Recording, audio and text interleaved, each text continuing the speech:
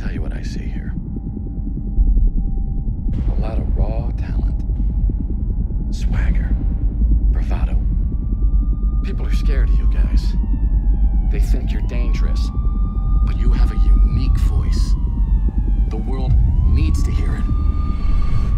Hey everybody, welcome to What the Flick. Alonzo Duralde, Matt Atchity. Returning from vacation is Christy Lemire. And opening this weekend is the acclaimed biopic Straight Outta Compton, which I have not seen, but these folks have. Yes, Straight Outta Compton, crazy motherfucker named Ice Cube. Since I am actually from here, from the Valley. Straight out of Van Nuys. Represent, no, Woodland Hills, even farther west. But I had a 213 phone number, so I feel qualified. So this is about N.W.A. and just how they formed, Dr. Dre, Eazy-E, and Ice Cube, and how in the mid-'80s, late '80s, they were kids with dreams from the mean streets of Compton, and how they became a force. And yes, it is the traditional biopic with the rise and fall and the beefs and the drugs and the groupies, but it's electrifying. Take a look. Spinning records ain't paying none of the bills around here. What you talking about? I get paid. $50, Andre. You think that makes you rich? It's a start. Hey, Q, what, you a poet now? The flyest one, you know, nigga. You got them rocks? That hard shit. You know that's all I do. I got a cold ass beat. That hardcore reality rap. So what you talking about doing? Cruising down the street in my 6'4". Hey, that was dope, eh? What's N.W.A. stand for anyway? No whites allowed? Something like that? No. Niggas with attitudes. Straight out of Compton, crazy motherfucker named Ice Cube. From the gang called niggas with attitudes. You have any idea how many records you're selling? N.W.A.'s arrived. You're fucking huge. Dangerous motherfucker raising hell. And if I ever get caught, I make bail. See, I don't give a fuck. That's the problem. I see a motherfucking cop, I don't dodge. Your songs, they glamorize gangs and drugs. Our art is a reflection of our reality.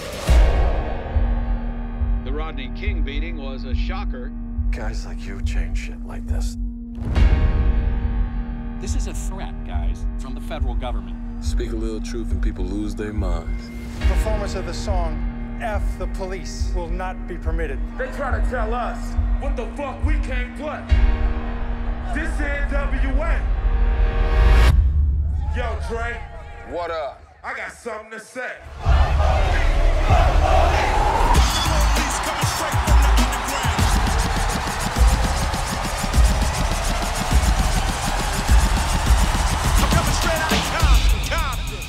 So I kind of love this, and at the same time, you kind of have to know something about N.W.A. or this period in time in Los Angeles or this period in time in pop culture in general to really, really get it, I think. Like, if you don't know who Suge Knight is, they're not going to tell you. If you don't know why Tupac Shakur matters in like one scene, they're not going to tell you. I don't disagree. I think the first half, the first two acts of this movie are stronger than the end of it, right?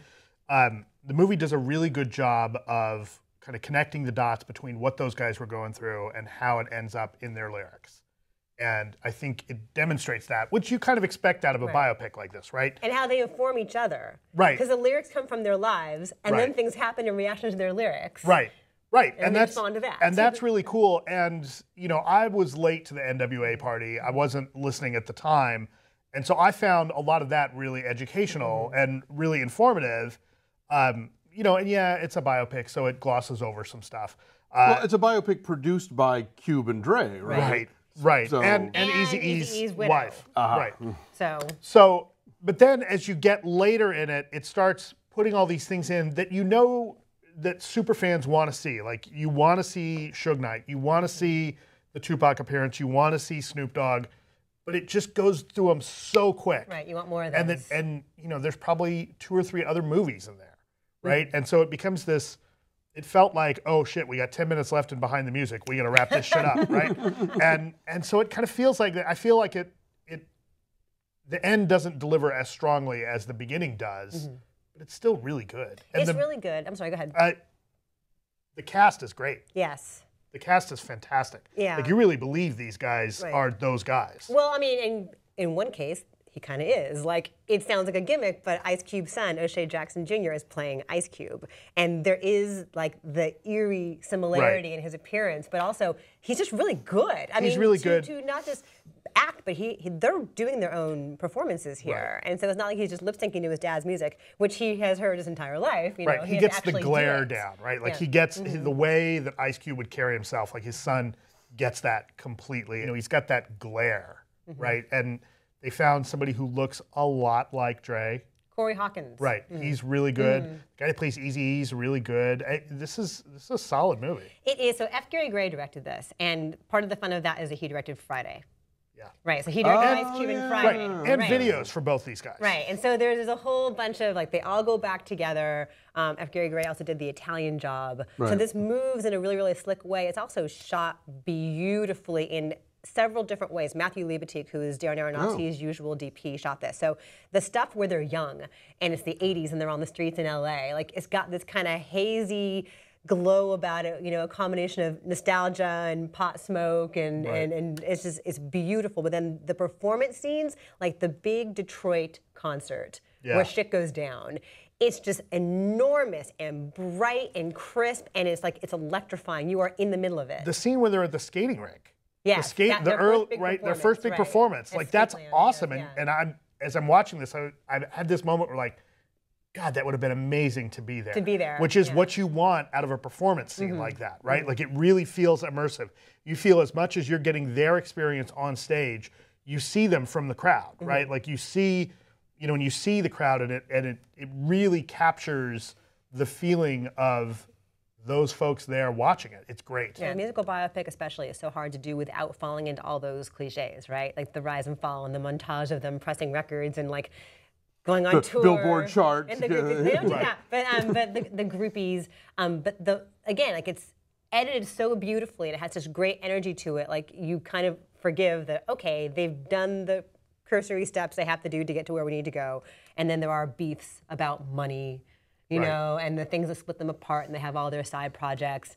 It does slow down a little bit in the second half. Yeah. But it still feels important. It feels substantive. And what they were rapping about, you know, 25 years ago is still sadly very, very relevant today. When you see them when they're recording Straight Outta Compton album, they're in Torrance. Right. You know, and the random Torrance cops, including one who was black, like they come by and force them all down on the ground face down because they're standing outside being black. Right. And it's sort of poignant and sad and pointed that it all still is the same today. Right.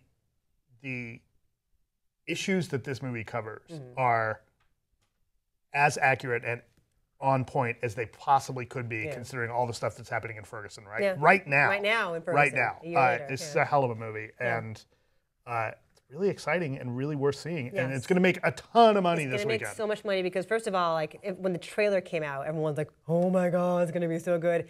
The ad campaign is so minimalist and so powerful, and it's just going to get great word of mouth. It's also deserved. So go see it if it's coming. If you don't know anything about rap at all, I would say still go see it. If you do know something, you're going to love it. But if you don't know anything, it's okay. So what's your number then? My number is an 8.5. I would give it a 9. It's pretty great. So our number is an 8.8. And where is it? It's at 89% on the tomato meter right now. Okay. Let's go see it. Bye. Crazy motherfucker named Ice Cube. Yes, that's the first line Straight Outta Compton. Let me look it up really fast. Is it crazy motherfucker named Ice Cube or called Ice Cube? Crazy motherfucker. Let's listen to it.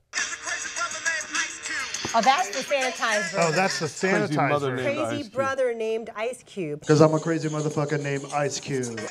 This matters, by the way. It does matter. No one appreciates the research we do here. Right? We're journalists. Straight Outta Compton.